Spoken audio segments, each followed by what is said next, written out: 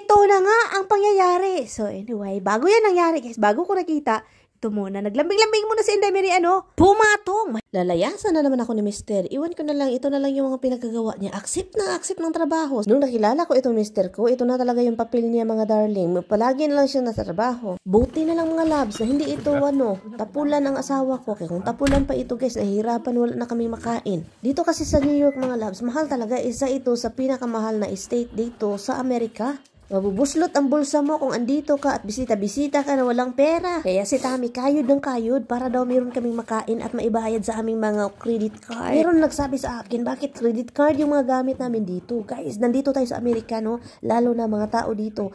Halos wala kang makitang nagka-cash, no? Sinabihan din ako, bakit nagagamit ako na ang talagang kung hindi mo yan mababayaran, ang interest is sobrang mahal. Totoo naman talaga yan. Kung hindi ka marunong magbayad ng utang. Ang credit card kasi, pinapadalhan ka ng bill monthly. So, yun yung mga monthly mo. May mga minimum payment. Kami, walang minimum guys, kasi fully paid every end of the month, no? Kaya yun ang mga advantage. At alam nyo ba, dahil sa credit card na yan, ang mangyayari po, lalo na kapag may credit ka doon sa Amazon, kahit ano man, meron niyang points at alam niyo, abot-abot ng libo-libo si Timil yung aming points at magagamit namin yan sa Pasko. Oo, itong si Tami, mahilig talaga itong mag-order guys. Malaki din yung mga order niya at binabayaran niya buong buwan. Wala talagang kaltas. May time lang talaga na hindi niya pwedeng mabayaran kung talagang sobrang laki na. Pero ang pinakaano talaga dito is huwag kayong magbayad kung anong nasabi sa bill, sa payment, sa bill monthly. Yung mga minimum, huwag ninyong gayahin yan, huwag ninyong sundin. Bayaran ninyo half or fully paid. Talk to you later. Hindi man sa pagmamayabang mga labs no, may nagsabi sa akin na itong afam ko is hindi makabili ng mamahali, no? Anyway, so, kung makukuyapan kayo, kung malalaman ninyo kung magkaano yung bill namin, no? Kasi ang credit card po namin, ito na yung ginagamit sa lahat-lahat, sa mga order online, sa mga pagkain, sa mga grocery, lahat-lahat. So, makukuyapan kayo kung malalaman po ninyo at my goodness, proud na proud talaga ako sa asawa ko kasi mababayaran talaga niya yan buo. Monthly. So yun guys, dito ako sa opisina ni Mr. Itong office ni Mr. is talagang bawal itong galawin at bawal maglinis lang dito, mag-vacuum pero bawal galawin at bawal i-arrange, no? So ngayon, ang ginagawa ko dito, bahala na si Batman. Kasi si Tami, sinabihan ako na bawal maglabas ng mga gamit dito kasi most of the gamit dito is talagang gamit sa trabaho. At ang ano din dito is maraming mga pagkain sa aso't pusa, no? Ito yung tinatapon ko na hindi na nagagamit guys. So nililinis ko dito para naman okay tignan, no? Sabi ko sa isip ko, bahala na si Tami. Pagdarating niya, makikita niyang iba na yung arrangement.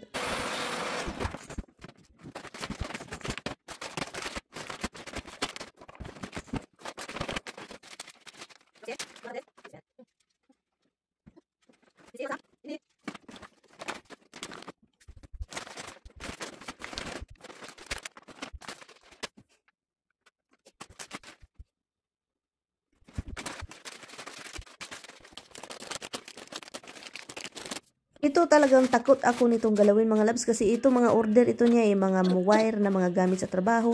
Nilagay niya dito sa couch, no, sa upuan. Ang upuan na yan palagi ko yung nililinis kasi gusto ko mag-upo-upo dito kasi talagang ito yung pinaka-paborito ko dito sa bahay, itong kwarto na ito or office kasi maliit. Ayaw ko ng mga sobrang malaking bedroom kasi para akong nalulula.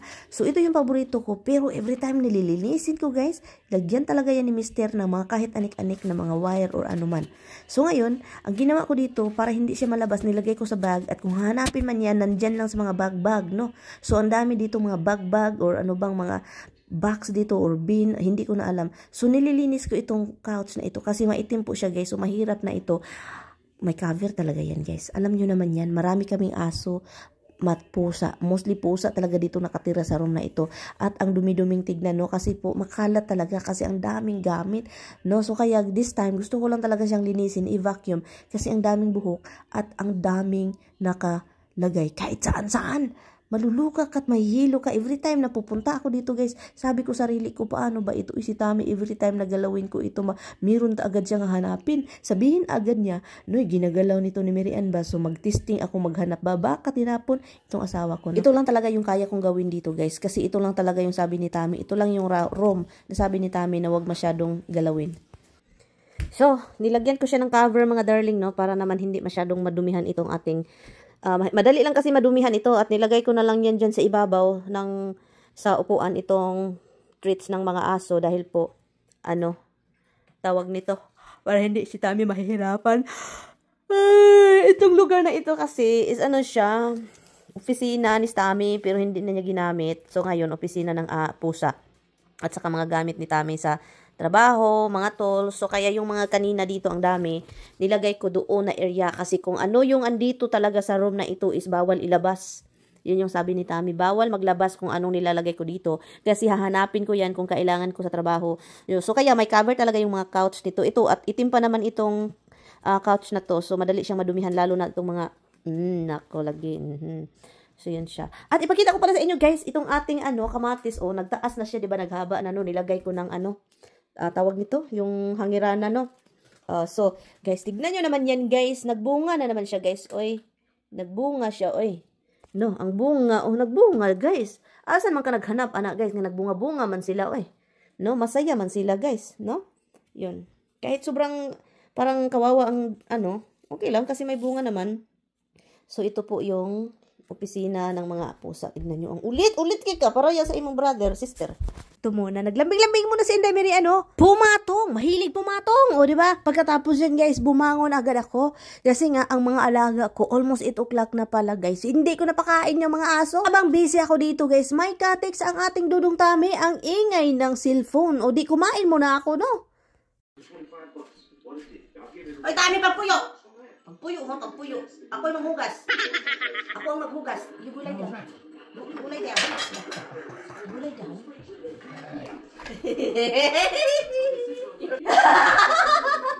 Mikiat si Inday Mary at kumaringking na naman si Mister. Iwan ko na lang si Batman. So yun, hinugasan ko guys. Bago niya hugasan kasi mahilig po ito mangilog o mga trabahoon sa balay, no? So nagtataka ako kung bakit palaging may katik si Mister at palaging nag-ingay-ingay yung cellphone niya habang nag-busy ako the whole morning. Sabi ko, ano kayang nangyayari? So sabi ko sarili ko, mag-upo-upo nga ako mamaya doon kung saan siya nakahiga-higa. Kasi po gusto kong malaman kung sinong ka-text.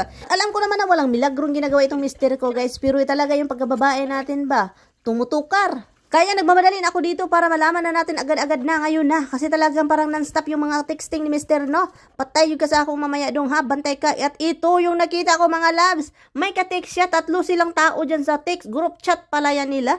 Kaloka, may nan pa. At sabi ko, bakit yun dong? Bakit? O, diba? Bakit may sexy dress dyan? Ay, nag-explain naman si Dudong Tami. Mga kaluko-luko talaga yun, guys.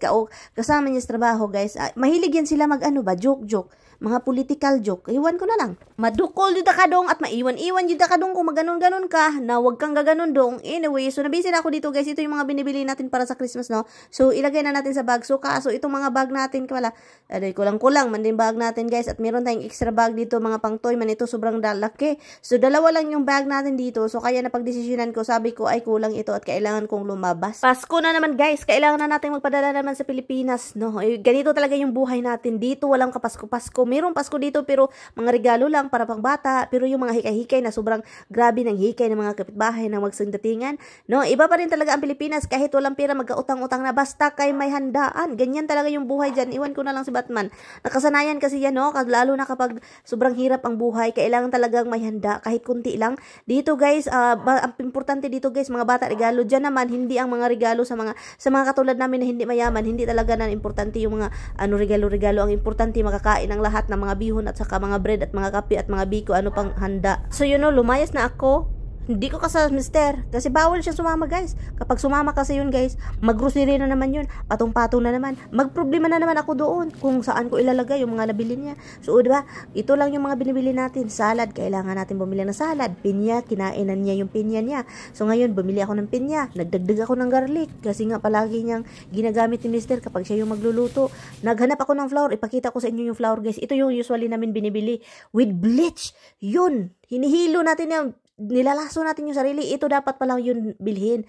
Unbleached na mga flour. Kasi tignan po ninyo guys, kung magbili kayo, may kamahalan nga ito, no? Pero kailangan talaga niyong i-follow guys. Kasi yung parang, yung may ibang flour pala na naka-bleach guys at maraming chemical na nakalagay. 3 ata 4. Yung delikado. Ibinta nga yun siya guys. Kaso, hindi naman siya makasira or makakamatay, no? Nung nag-stop ako dito, ito kasi talaga yung nilabas ko, no? Magkatabi lang yung tindahan at ang bilihan nun. So, yun. At andito na tayo guys. At usually, hindi tayo mahirapan ito maglagay sa mga sa lagay ng refrigerator kasi nga konti lang yung binili natin. Kapag nandito sa Tami guys, magkabuan jud kag asa nimo ipanglabay ng imong gipambili no. But anyway, salamat po sa inyong panonood. Bye. Thank you.